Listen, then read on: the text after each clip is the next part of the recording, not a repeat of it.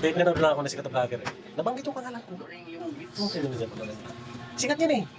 Milyon ng subscriber na yan sa YouTube eh. Tapos nabanggit yung pangalan ko. Hi, Janelle Ayan o. Tagolino. Ayan o. Nabanggit ang pangalan ko. Ha? Lucilo TV, Tagalona. Nabanggit ang pangalan ko. Timbong. Okay ba kayo? Ano rin, nakaka-proud din naman na mababasa naman din nila yung ating comment ba sa comment section. Kasi sikat na vlogger yan eh.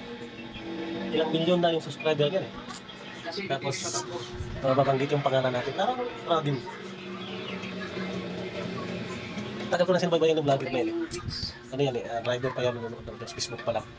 Yung tawa, ano ako doon sa, na-miss kasi ako doon sa tawa niya eh. Yung tawa, kaya, pinapanood mo yan. Salamat sa kanya, nabanggit yung pangalan ko. Meron pang isa dyan eh, pinabanggitin pa rin yung isang pangalan dyan. May ba kayo ba? Sabi ni Janelle Tagolino. Okay. Thank you, thank you. Diba? Dalawang faces niya binanggit pangalan ko dyan. Yan. Salamat sa kanya. Yan lang. Proud lang. Tutuwa rin ako. Kasi sikat na vlogger yan eh. Ibabati ka niya sa vlog niya. Ayos din.